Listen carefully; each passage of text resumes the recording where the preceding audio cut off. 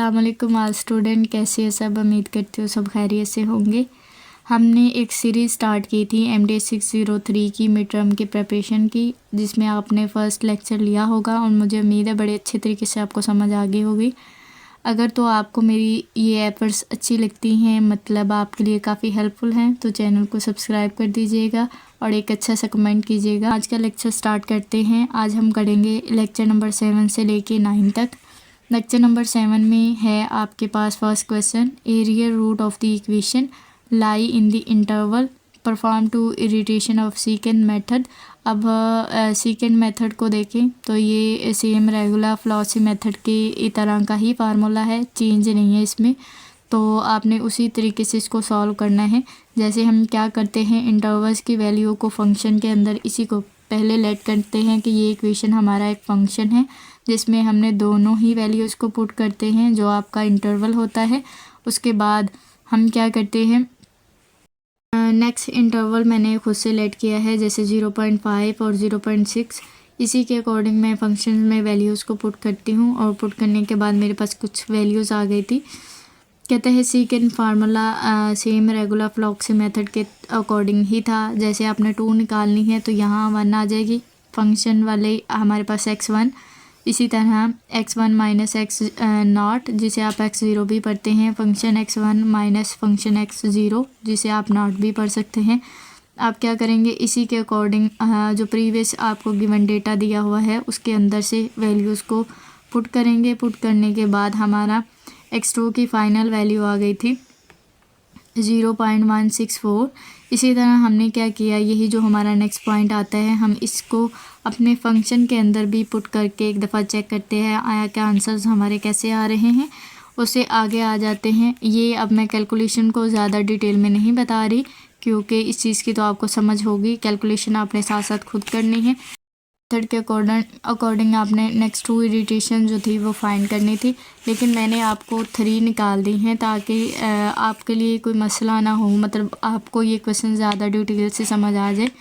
इसी तरह अब हम x2 को निकालते हैं। x2 निकालने के लिए सेम वही फार्मूला है, जहां हमने अपना x1 वैसे का वैसे ही आ जाएगा, फिर यहाँ भी x1 वैसे ही आ जाएगा।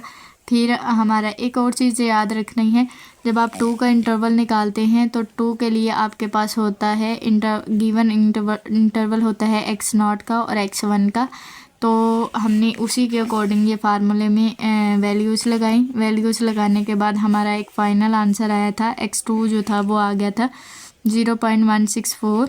इसी को हमने फंक्शन में पुट किया तो हमारे पास कुछ इस तरह की वैल्यूज़ आ गए। इसके बाद आगे आ जाते हैं हम इरिटेशन नंबर 3 निकालने के लिए, मतलब x3 निकालने के लिए हमारा जो x वाला फंक्शन इंटरवल होगा वो तो होगा, एक हम बनाएंगे x1 का और एक बनाएंगे x2 का। तो यहाँ हमने इससे छोटा मतलब 3 से छोटा 2 लिखना होता है। इधर भी 2 आ जाता है और इधर हमेशा हम 2 से मतलब बड़े फंक्शन से छोटे फंक्शन को माइनस करते हैं। यहाँ भी हम x2 में से x1 को माइनस करेंगे। वैल्यूज़ का आपको आइडिया हो गया होगा, प्रीवियस जैसे आप इरिटेशंस को देख रहे हैं तो आपने वैल्यूज़ को पुट करना है। फाइनल कैलकुलेशन के बाद हमारी x3 की वैल्यूज़ आ गई थी 0.25। कह रहा है नेक्स्ट 2 इरिटेशंस की वैल्यू आ गई हमारे पास। लास्ट पे आप लास्ट वाली वैल्यूज़ भी लिख सकते हैं आगे, यानी आप 3 मतलब लास्ट वाली भी लिख सकते हैं और 2 की भी लिख सकते हैं कि 2 का आंसर जो था वो हमारा आया था 0.164। यहाँ तक था ये वाला क्वेश्चन। उससे आगे आ जाते हैं। कह रहा है फॉर एग्जांपल अगर आपको वो 3 नंबर का क्वेश्चन देना चाहिए और कहे कि मैंने आपको फंक्शन में x0 की वैल्यूज़ भी बता दी हैं, इंटरवल्स की मैंने पुट किया तो ये आंसर आया, x1 को पुट किया तो ये वाला जो है ना वो आंसर आया। अब आपने सिंपल सा सीकेंड मेथड लगाना है और लगाने के बाद अगली वैल्यूज़ निकालनी है। जैसे आपको पता है कि अगर आपके पास x2 x0 और x1 गिवन हो तो नेक्स्ट जो आपने निकालना होता है वो x2 है।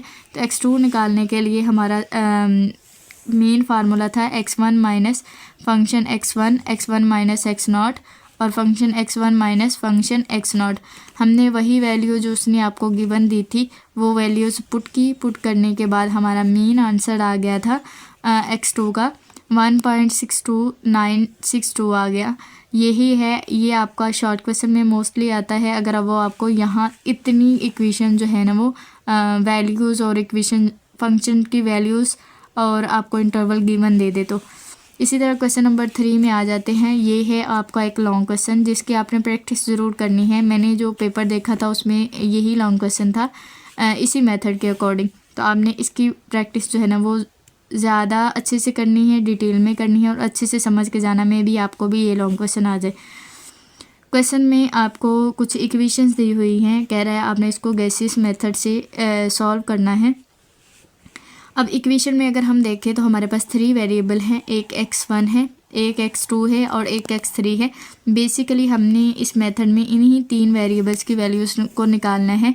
या तो आप इसे मैट्रिक्स फॉर्म में बना के भी सॉल्व कर सकते हैं, या अगर आपको अच्छा लगता है कि आप इसे इक्वेशंस बना के ही सॉल्व कर लेंगे, जैसे यहाँ से इस साइड पे ले जाएं और यहाँ x3 की आ जाएगी, इनमें से पुट करके तो 2 की निकाल लें, फिर 1 की निकाल लें। तो जैसे आपको बेहतर लगता है आप वैसे कर ले। आप इसको 2 तरीक़ों से कर सकते हैं, या इक्वेशंस बना कर सकते हैं, या आप जैसे मैंने इसको सॉल्व किया हुआ है यानी मैट्रिक्स फॉर्म में। यहाँ आपको नज़र आ रहा होगा मैंने इसको मैट्रिक्स फॉर्म में चेंज किया है। अब यहाँ एक और चीज़ भी है समझने वाली, जिन्होंने MTS 501 को स्टडी नहीं किया तो हम किसी भी इक्वेशन में, जैसे यहाँ फर्स्ट इक्वेशन थी वहाँ हमारे पास x1 नहीं था तो x2 प्लस था आगे x2 के साथ 2 लगा हुआ था प्लस x3, देन आगे है 8 तो -8। ये जो कोफिशिएंट इसके साथ लगे, जैसे इसके पास फर्स्ट इक्वेशन के पास x1 नहीं था तो इसकी जगह 0 लगा दिए, इसके साथ था 2 और इसके साथ है 1, आगे हैं इक्वल की साइड पे है -8। तो इसी तरह मैंने दूसरी इक्वेशंस को भी लिखा है। अब क्या कहा है, या तो आप इसको स्वीपिंग बोल सकते हो या इंटरचेंज बोल सकते हो कि हमने रो 1 और रो 2 की जो है ना वो प्लेसेस चेंज की हैं, मतलब एक दूसरे की जगह इसको लेके आए हैं। अब एक और भी चीज़ है कि जब भी हम इसको मैट्रिक्स फॉर्म में बना के सॉल्व करते हैं तो हमारी फर्स्ट प्योरिटी होती है कि हमने इधर 1 लेके आने हैं और नीचे दोनों 0 होनी चाहिए। तो हमने इसको 0 बनाने के लिए कुछ ऑपरेशंस को मैंने अप्लाई किया है और साथ साथ लिखा भी है। अब आप इसको ज़रा डिटेल से देख लीजिएगा। यहाँ तक हमारे पास जो है वो दोनों 0 आ गए। अब अगला स्टेप होता है हमारा कि यहाँ हमने 1 लेके आना है। यहाँ 1 लाने के लिए हमने क्या किया, रो 2 को 2 पे डिवाइड कर दिया, यहाँ भी हमारे पास 1 आ गया। अब एक और चीज़ है कि हमने अगला स्टेप करना है, यहाँ भी 0 लेके आना है और यहाँ भी 0 लेके आना है।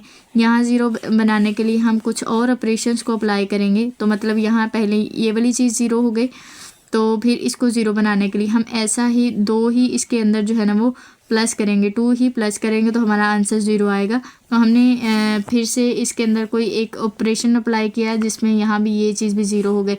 या तो आप इस चीज़ को मज़ीद सॉल्व कर लें, ठीक है, ऑपरेशन लगा लें, या तो आपने नहीं करना तो आप सिंपल यहाँ ही इक्वेशंस बना लें।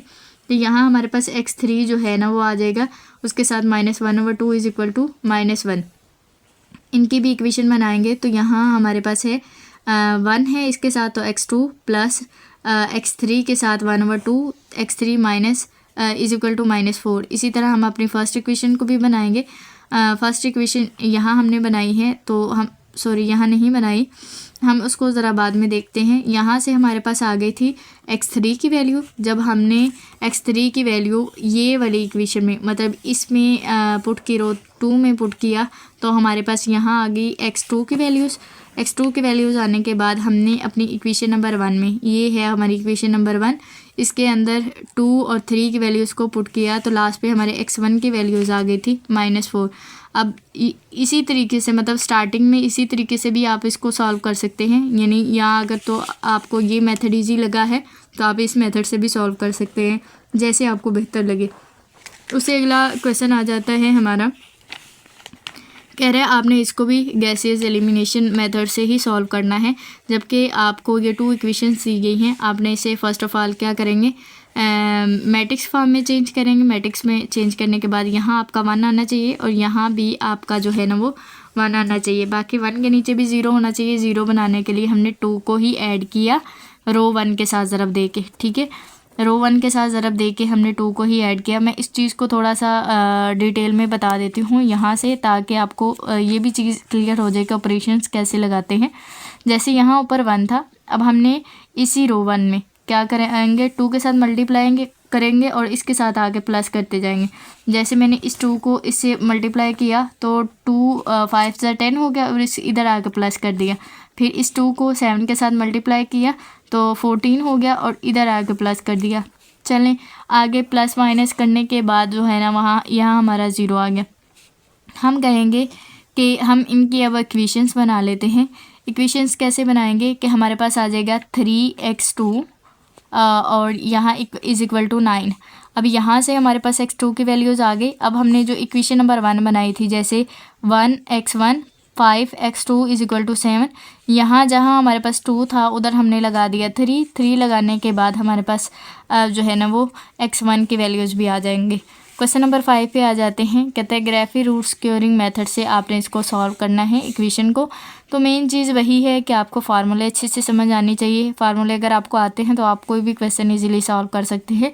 इसका मेन फार्मूला था आपके पास ये वाला, एक तो आप B1 निकालेंगे और दूसरा है B2 निकालेंगे। B1 निकालने के लिए आपको पता होना चाहिए A1 का स्क्वायर लेंगे माइनस A0 और A2। अब अगर हम अपने क्वेश्चन के अंदर देखें तो हमारे पास A0 जो था वो 1 के इक्वल था, A1 जो है वो -8 के इक्वल था। ये है हमारी इक्वेशन, मतलब यहाँ है A2 जो है वो 17 के इक्वल था और A3 जो है ना वो -10 के इक्वल था। उसके बाद आ जाते हैं हम इनका स्क्वायर रूट कैसे लेते हैं। अब एक और भी जी 3 फार्मूले थे, मतलब आप पहले B0 निकालोगे, फिर B1 और फिर B2। तो यही जो ऊपर गिवन क्वेश्चन दिए वैल्यूज़ दी गई हैं, आपने उनको फार्मूला के अंदर अच्छे से पुट करना है। पुट करने के बाद हमारी जो है ना वो कुछ वैल्यूज़ आ जाएगी। जैसे B0 की वैल्यू आई थी 1, B1 की वैल्यू आई थी 30 और B2 की वैल्यू आई थी 129।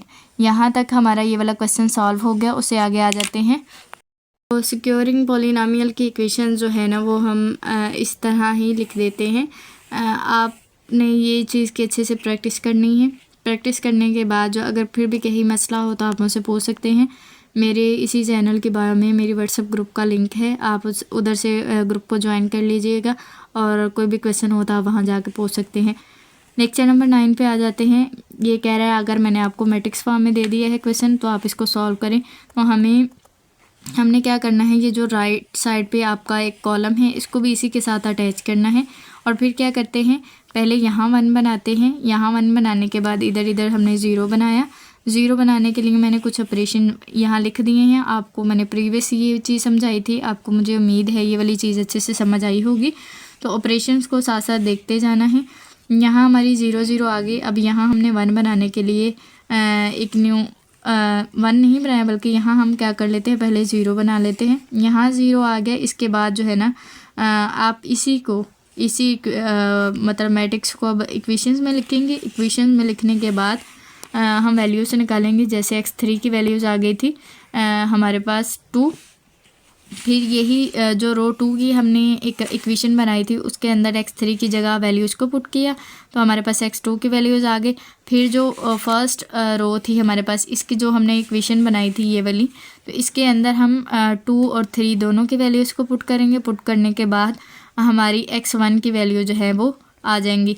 लेक्चर नंबर 10 पे आ जाते हैं। लेक्चर नंबर 10 भी सेम उसी तरह का जैसे लेक्चर नंबर 9 में हमने क्वेश्चन किया था। तो इसकी प्रैक्टिस जो है ना वो आपने खुद करनी है अच्छे से। मैं इसका आंसर्स क्वेश्चन को मैंने काफ़ी डिटेल से सॉल्व कर दिया है। आपने अब इसकी प्रैक्टिस जो है ना वो अच्छे से कर लेनी है। प्रैक्टिस करके उसे आगे आ जाते हैं। मैं इसको स्क्रीन पे अच्छे से दिखा देती हूँ ताकि जब आप प्रैक्टिस करें तब आपको कोई इशू ना आए। लास्ट पे हमारा कुछ इस तरह का आंसर आ जाएगा। यहाँ है हमारी x1, ये है x2 और ये है x3 की वैल्यूज़। ठीक है, लेक्चर नंबर 11 पे आ जाते हैं। लेक्चर नंबर 11 में कह रहा है जैकोबियन मेथड से आपने इसको सॉल्व करना है। आप इसको नेक्स्ट 4 प्लेसेस डेसिमल प्लेसेस आप निकालेंगे इरिटेटिव। ठीक है, तो हम लोग इस मेथड को देखते हैं। ये हमारे लिए एक न्यू मेथड है जिसमें हम एक अलग तरीके से किसी क्वेश्चन को सॉल्व कर रहे हैं। इसमें सबसे पहले हम x की निकालते हैं, बाकी सारी वैल्यूज़ को साइड पे ले जाते हैं।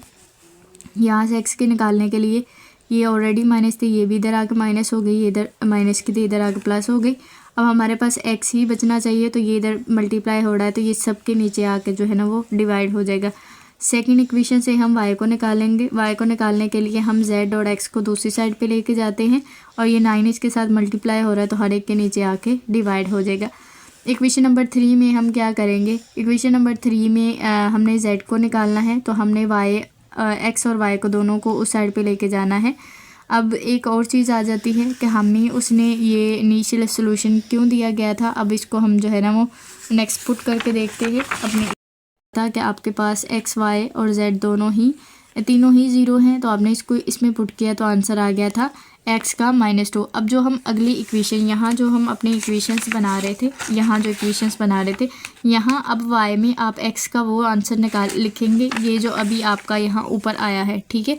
अब आपने x की जगह वो वाला आंसर लिख दिया, y की जगह अभी तक भी आप 0 लिखेंगे, ठीक है। ये फर्स्ट कांस्टेंट वैल्यू थी। अब यहाँ से थोड़ी इक्वेशंस आपको नज़र नहीं आ रही होंगी, तो आपने प्रीवियस अगर इक्वेशंस नोट की हैं तो आपको इससे अच्छे से अंदाज़ा हो जाएगा। उससे आगे आ जाता है, जब हमने z की निकालनी है तब हम ये x की और ये y की वैल्यूज़ इस इक्वेशन में पुट करेंगे। पुट करने के बाद हमारा ये फाइनल आंसर आ गया था। तो हम कहेंगे कि अगर हमने नेक्स्ट इरिटेशन फाइंड की, तो इसमें हमारे पास x जो है वो आ गया 0.146 और y आ गया 146 नहीं आता, बल्कि x का आंसर आ रहा था -0.2। y का आंसर था हमारे पास 0.0222। आगे है हमारे पास z का आंसर ये वाला, सॉरी ये वाले वो आंसर हैं जो नेक्स्ट इरिटेशंस के मैंने लिख दिए हैं। ये वाले आंसर जो मैंने नहीं लिखे, तो मैं इस चीज़ को यहाँ से रेज कर रही हूँ। ये आंसर थे फर्स्ट के, और ये मैंने सेकंड का आंसर लिख दिए हैं। सेकंड के आपने अब ख़ुद इसकी अच्छे से प्रैक्टिस करनी है। इसके बाद हमारा अगला क्वेश्चन आ जाता है, लेक्चर आ जाता है, लेक्चर नंबर 12, गैसियस-साइडल इरिटेशन मेथड से इसको सॉल्व करें। तो ये भी सेम उसी तरह का क्वेश्चन है जैसे अभी हमने सॉल्व किया, कि जैसे हम फर्स्ट इक्वेशन से क्या निकालते हैं, x को, सेकंड से हमने निकाला y को, और थर्ड से हमने निकाला z को निकालने के बाद जो आपको उसने गिवन ये वाली दी है, आपने क्या करना है, यही वैल्यूज़ इसमें लगानी है। आपने फर्स्ट में लगाएंगे x y की जगह 0, आपके पास x की वैल्यू आ जाएगी। जब आप y में पुट कर रहे होंगे, जैसे ये है ना, तो इधर x की जगह आप ये वाली वैल्यूज़ लिखोगे 1.3, ठीक है। -0.1 के साथ आप 0 ही लिखेंगे, क्योंकि अभी तक आपको जो है ना वो z की वैल्यू नहीं निकाली। इसी तरह आप z की निकालेंगे। z की निकालने के बाद आप x और y की ये वाली वैल्यूज़ लिखेंगे, ये जो अभी आपने ऊपर लगाई हैं। तो यहाँ हमारे पास इरिटेशन नंबर 1 की x और y और z की वैल्यू जो है वो निकल आई हैं। लेक्चर नंबर 13 पे आ जाते हैं। लेक्चर नंबर 13 में वो कह रहा है, आपको जो क्वेश्चन दिया गया है उसे रिलैक्सेशन मेथड से सॉल्व करें। रिलैक्सेशन मेथड बेसिकली आपको कह रहा है, आपने इसमें से रोज़ की वैल्यूज़ निकालनी है। जैसे रो 1 की क्या है, रो 2 की क्या है और रो 3 की क्या है। इसको निकालने के लिए हम अपनी एक साइड को 0 बनाते हैं। जैसे यहाँ इधर प्लस का ना, तो इसको हम इजीली दूसरी तरफ ले जाएंगे। यहाँ आप इस चीज़ को ऐसा करते हैं, यहाँ से इस चीज़ को उठाते हैं और इस तरफ ले आते हैं, तो ये ऑलरेडी इनके सबके साथ माइनस, मतलब सबका साइन चेंज करने के बजाय हम क्या करते हैं, बाहर ही जो है ना वो माइनस लगा लेते हैं। यहाँ ऑलरेडी माइनस था, -5 था, तो मैंने इस इक्वेशन को ऐसे ही इधर आके लिख लिया, लेकिन बाहर आके माइनस लिख दिया, सबका साइन चेंज नहीं किया। इधर भी 1 को ऐसे ही लिख दिया, बाकी वाली इक्वेशन को जो है ना वो मैंने ऑलरेडी ब्रैकेट्स में लिख दिया है। अब आगे आ जाता है कि आपने रोज़ की कैसे वैल्यूज़ निकालनी है।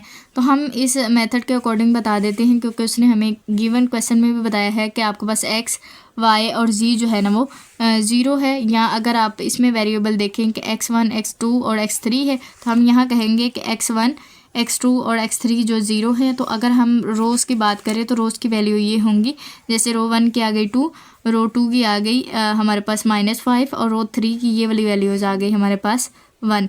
तो मुझे उम्मीद है यहाँ तक बड़े अच्छे तरीके से आपको समझ आई होगी।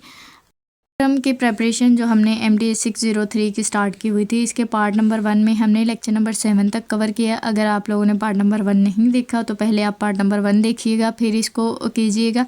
और पार्ट नंबर 2 में हमने लेक्चर नंबर 7 से लेकर 13 तक किया। मुझे उम्मीद है ये वाला पार्ट भी आपको अच्छे से समझ आ गया होगा। अगर आपने किसी और सब्जेक्ट की प्रेपरेशन करनी है तो मेरे इसी चैनल पे उन सब्जेक्ट की भी वीडियोस अपलोड हैं, आप वो देख लीजिएगा।